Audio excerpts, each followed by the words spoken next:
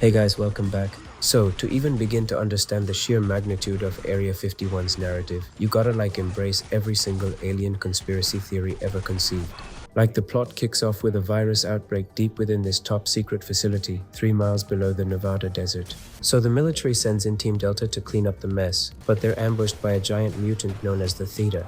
And enter our protagonist Ethan Cole, voiced by David Duchovny.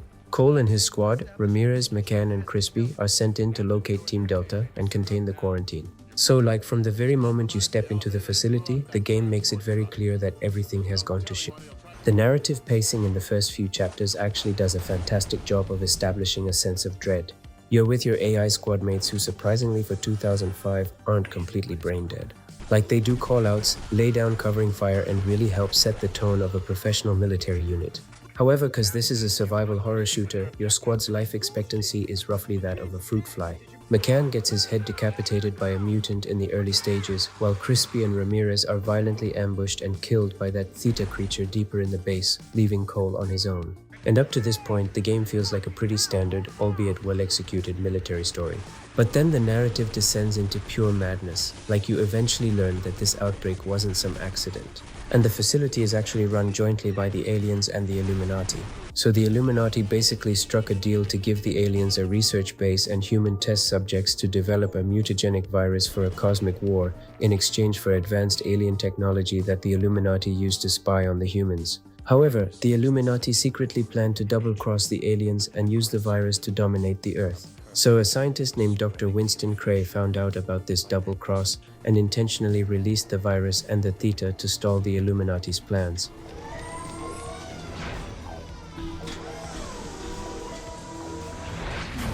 It's a shame, really, that progress must take such a step back. Okay, so if this all is a large amount of narrative to process, buckle up, because the game's just getting started. Cole eventually reunites with the remnants of Delta Team, only for them to be wiped out again. And later, during an escape attempt, the Illuminati deliberately disables a cargo elevator, killing Cole's last surviving ally, Lieutenant Chu, and leaving Cole to be bitten and infected by a mutant. And this bite partially mutates Cole, linking his mind to an alien named Edgar, voiced by none other than Marilyn Manson. So he guides you through the facility by telepathically reanimating corpses. And he also reveals that the virus was actually created using his own DNA, harvested through brutal experiments that killed dozens of his species. It's a surprisingly dark twist that makes you briefly sympathize with the extraterrestrial horrors you have been shooting. So the climax of the game sees Cole venturing beneath the Earth's surface into an alien mothership, where he finally manages to kill the Theta. Edgar then provides Cole with a cure for the virus and tells him to destroy the ship's reactor to stop them from escaping with dozens of Theta duplicates. Cole succeeds and then uses an alien teleporter to escape to the surface just as the ship detonates in this huge explosion that completely vaporizes Area 51. The game then ends with Cole standing alone in the desert next to the famous white mailbox, watching a suspicious truck drive away with an alien container. I mean, honestly, as ridiculous as it sounds, I absolutely love it. It commits to everything with zero apologies. My mind and body have been altered beyond reason. I don't know who or what I am anymore. Okay, let's touch visuals and the art style real quick. And remember, it came out in 2005, so we gotta adjust our expectations. So look, it doesn't have any pristine textures, advanced ray tracing, or volumetric fog that we take for granted today. However, I feel what it lacks in pure technical fidelity, it more than makes up for in environment and enemy design. The whole visual aesthetic of the game heavily leans into a grimy and an oppressive atmosphere. You spend the first half of the game walking through sterile labs covered in blood, claustrophobic maintenance tunnels, and military areas. But as the descent continues, the environments become increasingly bizarre but kinda fun. You eventually stumble onto a soundstage used to fake the Apollo moon landing, which is pretty funny, before moving into an advanced architecture of an alien mothership. The environmental variety does a great job of keeping you invested. But for me, the main attraction here is the enemy design. So Midway brought in the legendary team that made the monsters in Aliens, Predator, and Jurassic Park, and the results are phenomenal. So the basic mutants are these grotesque horrors that look like a cross between Doom's demons and Resident Evil's zombies. And later in the game you encounter Leapers, these agile mutants that crawl on walls and ceilings. And the aliens themselves are designed not as fragile little green men, but as imposing beings that stare at you with chilling apathy. And then there's Theta, a biomechanical nightmare that demands respect whenever it enters the room. The game also has these pre-rendered cutscenes that, while showing their age today, were exceptionally of high quality for their time. So like overall, the game makes the most out of PS2 and OG Xbox, relying on striking silhouettes and biological textures to instill fear and urgency. It's exactly the kind of edgy art style I miss from the PS2 era.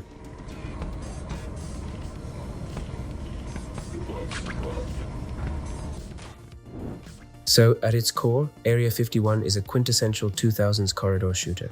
Like, it completely lacks any kind of complex gameplay mechanics or even proper aim-down sights for that matter. And instead it relies on fast movement, hip firing, and an arsenal of weapons that actually feel incredibly satisfying. The gunplay is heavy, impactful, and surprisingly punchy. So you can only carry a certain number of weapons, but the game quickly introduces new tools to keep the combat loop engaging. And it's a split between traditional military hardware and highly advanced alien technology. And you gotta constantly adapt your strategy depending on the enemies you face and the ammo available.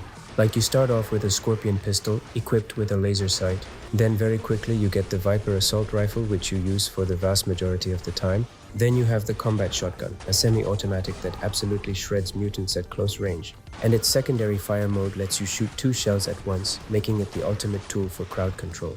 And as you progress further, you get the alien weapons, and this is where the game gets really fun. The meson cannon is this advanced energy weapon that fires an explosive projectile causing massive damage. But the coolest gun by far is the BBG, or Ballistic Barrage Gun.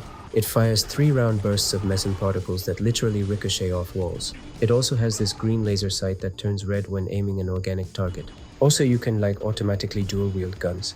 Like, if you're carrying an assault rifle and you pick up another, you automatically equip one in each hand. However, this mechanic is a total double-edged sword.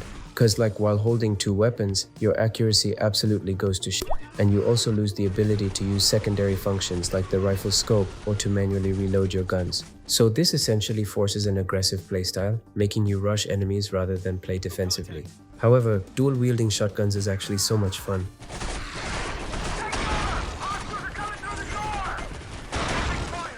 And the combat loop is further enhanced by a genuinely robust faction-based system. The game has 3 main enemy factions: the mutants, the aliens, and Illuminati. These factions actively hate each other, and you will sometimes see them fighting each other. Watching a Theta tear through a squad of Illuminati thugs before turning its attention to you adds a layer of chaotic unpredictability to the encounters that keeps the gameplay fresh. But I can't talk gameplay without talking about the mutagen system. So after Cole is bitten, he gets infected with this mutagenic virus. Now, from a narrative standpoint, it's a fantastic turning point. But from a gameplay standpoint, it introduces this mutant mode, which sounds incredible but falls somewhat flat in execution. So with the press of a button, you transform into a mutant. The screen shifts to a thermal vision and your speed and strength are drastically increased, and your melee attack is now capable of instantly killing standard enemies. And while in this mutant form you can't use firearms, instead you gain access to these specialized biological abilities. The first is the Parasite ability, which fires these leeches that drain enemy health. The second, and arguably the more entertaining mechanic, is the Contagion ability. This lets you fire an infectious projectile that forces the enemy to kill other enemies. However, despite these cool abilities, the mutant mode suffers from severe balancing issues. Time spent in mutant form is limited by a mutagen meter that drains kinda quickly. And while melee attacks are powerful, they don't provide enough for you to charge into a room full of Black Ops soldiers armed with rifles. Cause getting close to punch an enemy on higher difficulties usually results in being instantly gunned down. Also, the traditional gunplay is so polished and the human and alien weapons are so powerful that taking them away feels like a handicap rather than a buff. And as a result, the mutant form is relegated to a situational panic button rather than a viable alternate playstyle. It's a fantastic concept that I feel lacks the polish to make it a primary combat tactic.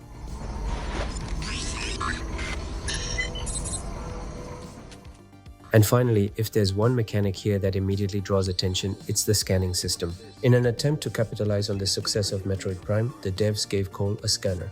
And you use it to find hidden documents, alien artifacts, and secret video diaries, which kinda flesh out the backstory of the Illuminati's plans. However, from a gameplay standpoint, it's nothing short of catastrophic. Unlike in almost any other game, where scanning an object immediately displays the lore on the screen, here you gotta exit the game and navigate back to the main menu to read the text or watch the unlocked videos.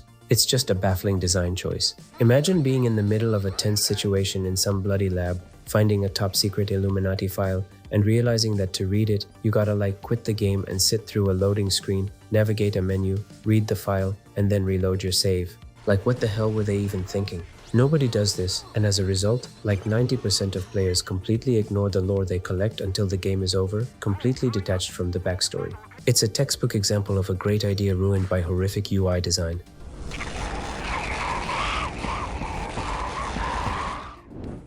So the game is divided into 19 chapters, and for the first 10 or so, the pacing is sorta decent.